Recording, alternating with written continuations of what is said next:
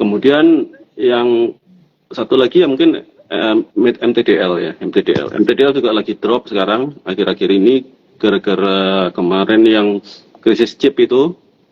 Terus kemudian dia kan sementara krisis chip, terus bisnis yang untuk konsultansinya itu juga agak melambat gara-gara pandemi juga gitu ya. Ya ini nggak tahu dia kapan bisa recover lagi gitu. Tapi itu kalau kita lihat selama 10 tahun terakhir lebih kali ya, itu dia tumbuh terus gitu loh. Itu saya dulu pegang lumayan lama itu, sempat itu MTDL juga. Ya itu senang sih saya. Saya happy gitu ngeliatin perkembangannya gitu ya, perusahaan-perusahaan seperti itu. Iya, iya. Gitu Ya aku kira-kira. ya aku juga setuju sih Pak, itu MPDL memang 10 tahun ke belakang itu memang keren banget ya, grow-nya juga Yes. bagus gitu, Mm-mm. konsisten ya. Ya apalagi kemarin Mm-mm. dividen-nya juga lumayan kan Pak. Iya, iya. Mm-mm. Pak Eja, Kok Oke, jadi jadi Pak, ngomong. kalau kalau yang tadi itu yang Ci Alin kan tanyanya berkesan, Pak. Kalau saya terbalik, Pak. Saya pengen tanya yang berkesan tapi bukan yang baik, Pak. Kira-kira apa sih yang Pak yang ibaratnya kayak kata orang sekarang kena mental, Pak. Wah, investasi mana yang waduh, kayaknya berkesan tapi nggak baik, Pak. Ya, ini. Saya justru malah kalau dibilangin juga mungkin agak nggak percaya ya. Saya itu pernah kena itu di ASII, Astra. Astra. Tahun 2008. 2008 tuh gini. Jadi itu karena dari background saya juga ya. Maksudnya waktu itu kan mungkin dana dana investasiku kan memang nggak terlalu besar ya, apalagi waktu itu gitu ya. Dan kemudian karena aku memang mulai dari kecil banget gitu memang. Dan itu waktu itu saya ya bisa dibilang all in gitu di ICE. Yakin tuh. Tiba-tiba datang krisis global. ICE itu saya ingat itu turun terus sampai 50% lah gitu. 50% saya biarin aja gitu, saya tungguin aja lah gitu. Saya pikirkan ini perusahaan bagus juga ini kan.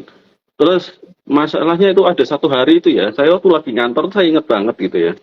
Terus lihat itu waktu opening, kalau nggak salah saya lupa, habis Lehman, kalau nggak salah Lehman Brothers itu ya, yang dia bangkrut itu. 2008 Tiba-tiba ya Pak? pas ya 2008 ya Pak? 2008, Mm-mm. udah turun segitu banyak ya, waktu itu mungkin masih 40. Tiba-tiba pagi itu opening dia turun itu udah sampai belasan persen ya, 12 atau berapa persen itu, 15%. Kaget kan saya kan. Lama baru opening udah turun segini. Dan itu yang kenapa saya sebel banget. Waktu itu kan saya kan masih campur-campur gitu ya. Artinya saya waktu itu ya emosi gitu. Mungkin ada emosi juga. Langsung saya sell dong pagi-pagi itu. Waktu itu drop. Waktu itu 12% sudah lah daripada duit hilang gitu. Tahu nggak? Baru aja sell itu sekitar 15 menit balik lagi ke harga opening. Oh itu sebelnya ampun itu. Dan itu kan semua duit saya gitu maksudnya kan, itu sebel banget itu. Pelajaran mahal banget itu buat All saya in itu. lagi Pak. Itu iya. Itu pelajaran mahal banget itu saya sebel. Itu perusahaannya bagus sih, bisnisnya bagus, tapi ya karena saya sendiri yang seperti itu, ya itu pelajarannya mahal banget sih waktu itu sih memang. Gitu. Portofolio saya ingat itu turun sekitar jadi 60% ya, ada turun kalau nggak salah. Tinggal 40% sisanya. Wih, Gila, 60% Pak, lumayan. sempat sampai minus 60%. Iya sempat. Terus kemudian aku akhirnya baru mulai bangkit pelan-pelan gitu ya. Ya mulai belajar lebih banyak lagi terus gitu aja ya. Ya akhirnya ya bisa bangkit lah sampai sekarang gitu. Keren sih Itu Pak, keren. kira-kira. Tapi waktu itu Pak sempat itu nggak Pak tiba-tiba butuh healing gitu Pak, atau ngedrop ngedown gitu Pak, karena tiba-tiba 6 portofolio tinggal 40%, itu sih pukulannya lumayan Pak. Itu ya belum zamannya healing kali. Jadi mengurung diri di dalam kamar aja Pak, memeluk guling sambil nangis. Ya enggak lah ya, sambil jalan, tapi jalannya kebanyakan mikir gitu, ini kenapa aku bisa kayak gini. Pak, tapi jadi menarik nih Pak. Ya. Tapi jadi menarik nih Pak. Kalau dari kejadian yang tadi Pak, Bapak boleh kasih kita satu poin aja Pak buat kita. Pelajaran yang Bapak dapatkan, Bapak share ke kita satu poin aja, apa itu Pak kira-kira dari kejadian yang tadi? Iya, yang jelas yang sampai sekarang yang saya sampai akhirnya saya terapkan sampai sekarang itu saya akhirnya diversifikasi. Saya udah nggak berani all in lagi karena itu benar-benar nggak berani. Karena gini, waktu kita mau soalnya saya kan coba udah sampai berapa belas tahun gitu ya. Saya ngamatin gitu ya. Saya mungkin success rate kira-kira kalau saya udah teliti benar itu ya kira-kira 60%. Kenapa? Karena di sepanjang jalan itu ada aja gitu yang nggak enak tuh jadi tiba-tiba beritanya gitu ya jatuh lagi gitu. Nah ya itu akhirnya dari situ ya akhirnya saya kan karena memang ya mungkin ada trauma juga ya kalau kayak gitu ya akhirnya saya sampai sekarang diversifikasi nggak sampai yang banyak banget sih gitu ya tapi ya saya udah nggak berani lagi pegang cuma 2 atau 3 itu udah nggak berani lagi sampai sekarang itu benar-benar kerasa sih itu soalnya gitu. Ya, lumayan Pak. Itu all in kenanya minus sampai 60%. Kalau aku sih mungkin udah kayak nggak bisa ngapa-ngapain lagi, makan nggak enak, ya nggak Pak? Oh ya Itu bener-bener deh. jelas nggak enak semuanya ngapa-ngapain juga nggak enak lah pasti. Terus kenapa abis loss banyak begitu sampai berani lagi untuk mencoba lagi gitu? Dasar-dasarnya dari mana Pak? Ya, Mulai namanya mengumpulkan keberaniannya. ya namanya orang bandel kali ya tetap aja jalan. Iya, untungnya nggak berhenti ya Pak, jadi bisa balikin modalnya lagi ya Pak ya. Iya kayak gitulah ya pelan-pelan gitu nambah. Waktu itu memang ya kondisinya ruwet lah pokoknya tahun 2008 tuh ya mungkin kayak 2020 ya mungkin agak lebih parah gitu ya 2008 tuh ya ruwet lah pokoknya apalagi waktu itu kan media informasinya kan nggak banyak gitu ya tahun 2008 masih nggak kayak sekarang gitu jadi ya mau nanya senior aja pada bingung semua gitu apalagi aku gitu kan. Iya bener, bener-bener. Coba Iya. itu ISG ya dari 2.800 gitu ya turun ke 1.100 gitu kan turun ke 1.100 saya itu nanya sama yang saya nggak udah pengalaman gitu Pak ini 1.100 ini gimana bisa mantul nggak gitu ya aduh kok saya lihatnya nggak ada dasar bisa 600 nih mah alamak gue 600 mampus gue. Tapi akhirnya nggak kejadian 1.100 sudah paling rendah karena akhirnya sampai sekarang nggak pernah ke situ lagi gitu. Jangan Pak, Iya. jangan. Jangan. Pak. Itu serem banget itu memang serem waktu itu memang serem sih saya ngerasain apalagi saya masih baru-baru relatif baru ya di situ ya di saham gitu ya itu serem banget rasanya. Iya, Itu jadi kira-kira. Iya. jadi Bapak kena mentalnya ya itu ya, nggak berani untuk all in lagi gitu ya Pak ya. Iya ya apalagi kalau dulu mungkin ya nggak terlalu buat saya sih gede ya meskipun secara nominal mungkin nggak terlalu besar kalau buat saya waktu itu gede gitu. Wah, buat saya gitu ya benar-benar nggak berani all in lagi sampai sekarang. Ada orang yang pede banget oh itu nggak apa-apa itu karena saya nggak kalau saya buat saya sendiri itu nggak bisa seyakin itu gitu terus terang aja gitu. Oke. Pak Saya ada kenal orang Pak, udah all in, margin lagi Pak. Wah, Tahu, itu ya. gimana Pak? Kayak tahu gitu, siapa itu. serius Pak. Bapak kenal ya Pak ya? Iya, itu nakalnya luar biasa sih Pak. Memang udah all in, habis itu margin, full margin gitu loh. Dia bilang mungkin kalau bisa ginjal digadai dulu Pak. Nah, saking dia bilang itu conviction Pak.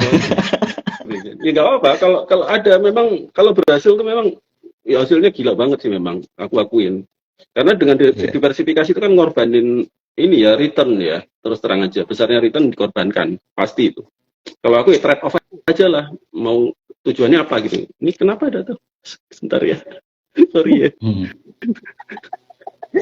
Nggak apa-apa Pak, kita santai aja. Iya Pak.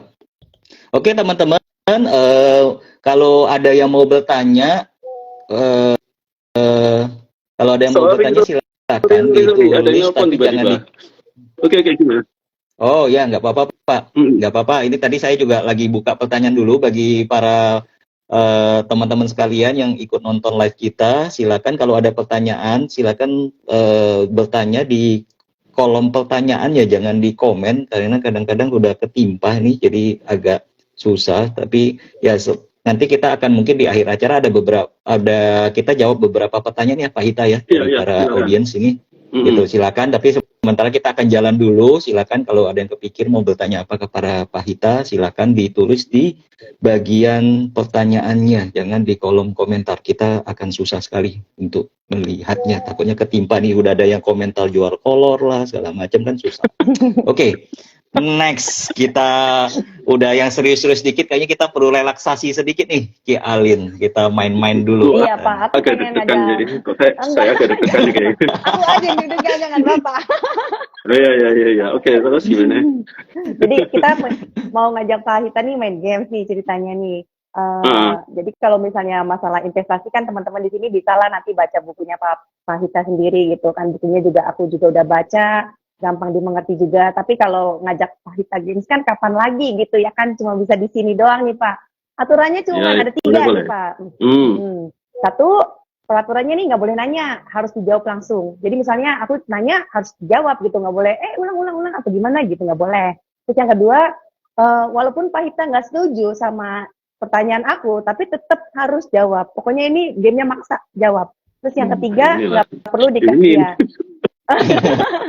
Oh, perasaan udah mulai nggak enak ya, Pak? Iya, Perasaan bener, udah, bener, aduh. feeling nggak enak nih gue nih. Enggak Pak, kita baik Pak, kita baik. Aku Oh, aja iya. deg-degan, Bapak Siap. jangan. Yang ketiga, nggak perlu dikasih alasan. Jadi misalnya nanti milihnya apa gitu, ya nggak perlu lah dikasih alasan gitu. Iya. Kita mulai ya Pak. Bahasa gampangnya spontanitas, Pak, di sini yang kita butuhkan, Iya. Pak. Nah, Wah, teman-teman Oke, juga oke. yang Apa ada di rumah juga boleh nih nanya gitu. Tapi nanyanya kriterianya seperti itu. Jadi istilahnya pertanyaannya singkat, tapi kita bisa dapat jawabannya Pak Hita itu dengan cara yang tepat gitu. Pak Hence dulu deh, Pak Hence. Hah? Oh, saya ya, Iya saya dong. ya. Jadi ya teman-teman, ini kita main game. Jadi saya juga pengen mengajak teman-teman sekalian juga main game. Kita akan mencoba memainkan game ini. Mungkin teman-teman udah tahu ya kira-kira gamenya seperti apa. Kita akan kasih 2 pilihan kepada Pak Hita. Kita akan bacakan cepat dan Pak Hita harus menjawab dengan cepat. Di sini benar-benar waktu berpikir, nggak boleh berpikir ya Pak ya. Spontanitas. Teks. Kok gue tiba-tiba Kalau jadi pikir merasa lemot nanti ya? loading. Gue jadi merasa ya. lemot tiba-tiba. Kan kalau udah pakai itu kurang seru Pak. Kita langsung Oke. pak. Nah inilah Pak. Ini Iya. that's why nama acaranya nanya usil Pak. Memang usilnya minta Oke. ampun ya. Ya. Oke, saya mulai pemanasan dulu Pak. Sebenarnya pertanyaan nakalnya nanti ada Cici Alin. Dia nakal banget Pak. Udah siapin, hati-hati Pak kalau pertanyaan dari Ci Iya. Alin. Kalau saya masih gampang banget. Oke, Bohong, kita mulai ya Pak. Bohong. Nanti lihat aja Pak ya, kita lihat aja pertanyaan dia nanti ya. Sekarang pertanyaan saya gampang Pak. Oke, Pak. Sangat murah tapi kualitas bisnis biasa aja, atau harga wajar tapi kualitas bisnis bagus? Yang mana Pak? Wajar tapi kualitas bisnis bagus. Oke, good. Risk kecil atau potensi profit tinggi? Risk kecil. Dividen besar atau growth tinggi, Pak? Growth tinggi. PR murah atau PBV murah? PR murah. PR murah. Pak, harga sudah naik 100% dari average price, tapi PR masih murah. Average up atau tidak? Average up. Oke, wah kayak gitu ya Pak. Udah dapat polanya. Gampang kan Pak? Jadi Gampang. Pak. Ini udah Ya. dikasih pancingan dulu nih, gue agak takut nih. Makanya saya bilang yang nakalnya nanti bagian nakalnya ada di Ci Alin. Enggak. Punya saya masih Pak Hita masih santai nih jawabnya. Oke lah ini Iya, toh iya. nakalnya. Nah, Nah, keringet belum dingin Pak, tuh, ini kan? nakalnya Ya, udah keringat dingin. Boleh mau minum dulu Pak mungkin? Enggak. Takutnya. Enggak. Pak, Oke. ini live kita yang pertama sih kita nggak mungkin terlalu ngerjain orang Pak. Nanti besok orang diajak pada kabur semua, jadi nggak mungkin sih Pak. Iya. Iya, oke. Sekarang aku mau cuma nanya-nanya doang ya Pak ya. Sekalian nanti ada pertanyaan-pertanyaan dari teman-teman yang masuk nih, aku juga mau bacain. Tapi aku sih pengen tahu ya Pak ya. Kira-kira Bapak milihnya nih apa ya? Aku sebutin emitennya, Bapak pilihnya apa? Ades atau Arna?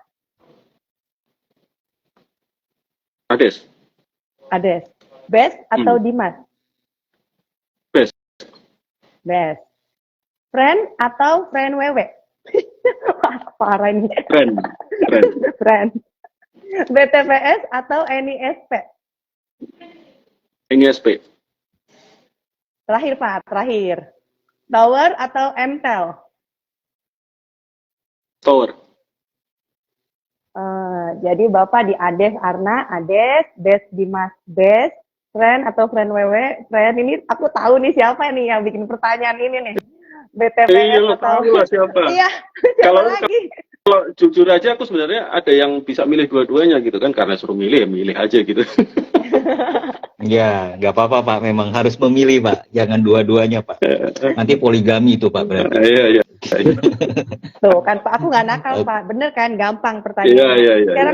Sekarang ada pertanyaan nih Pak dari Smotter Met 616. Pak, Grow Company pilih Ades atau Ultra Jaya, yang mana Pak yang lebih baik? Itu beda. Kalau Ades itu growth, kalau Ultra Jaya itu baru mau recover. Ya, harus bedakan. Dia itu bagus, tapi selama ini nggak stabil, jadi baru mau recover. Itu beda. Beda case. Tapi ya nanti kalau akhirnya jadi growth ya nggak tahu juga ya. Tapi sementara ini statusnya baru mulai recover. Gitu. Jadi kalau si Ades itu grow, kalau si Ultra Jaya itu baru recovery gitu. Nanti kalau misalnya akhirnya dia berubah jadi grow, ya kita lihat nanti LK ke depannya gitu ya Pak. Iya, betul. Pak Rahita, sebenarnya portofolionya di dalam sahamnya Bapak itu portofolionya ada berapa sih Pak? Berapa jenis? Tadi kan nggak berani satu tuh katanya. Ada berapa Pak kira-kira aja? Tapi bisa sampai 10 gitu bisa saya. 10 ya Pak? Mungkin ya? lebih dikit bisa. Paling sedikit berapa Pak? Ada nggak satu momen di mana sangat sedikit? Paling dikit 5 lah saya itu. Paling dikit udah mentok. Paling dikit 5. Tapi biasanya proporsinya nggak selalu sama juga. Ada yang mungkin kelihatannya sahamnya banyak, tapi mungkin ada yang kecil-kecil gitu ya. Ini tips sendal lah. Karena nggak ada. Pengen lihat dulu gitu ya, story-nya berkembangnya seperti gimana gitu. Jadi saya taruh dikit dulu. Mungkin nanti kalau lebih bagus saya tambahin lagi gitu. Gitu biasanya. Mungkin proporsinya nggak harus sama sih. Oke. Pak, namanya investor Pak, kan sering kan identik dengan hold dia, hold memegang jangka panjang sahamnya. Ini ada pertanyaan dari audiens, ada nggak sih Pak saham yang Bapak pegang tuh lebih dari 10 tahun? Nggak ada. Nggak ada Pak. Saya Paling nggak lama berapa lama? pegang terus terang. Saya itu realistis Pak. Jadi kalau memang udah nggak sesuai sama yang saya pikirkan gitu ya, asumsi saya ya, saya nggak ragu-ragu lepas gitu. Jadi kalau sampai 10 tahun itu belum ada saya terus terang. Paling lama berapa lama Pak? Mungkin 5 tahunan gitu. 5 tahun, tapi kalau sampai 10 belum ada. Oke, keputusan jual itu gara-gara apa sih Pak? Apakah sudah menurut Bapak harganya sudah kemahalan atau apa? Karena kan Bapak belinya juga bisa di fair price kan? Biasanya kalau mahal-mahal banget sih, kalau nggak terlalu sampai kemahalannya, itu biasanya saya masih hold gitu ya. Tapi kalau udah terlalu mahal ya saya lepas gitu. Tapi kalau cuma lebih mahal sedikit, selama dia masih oke gitu, nggak masalah. Ya meskipun mungkin nanti returnnya jadi tambah dikit juga gitu, tapi nggak ada masalah.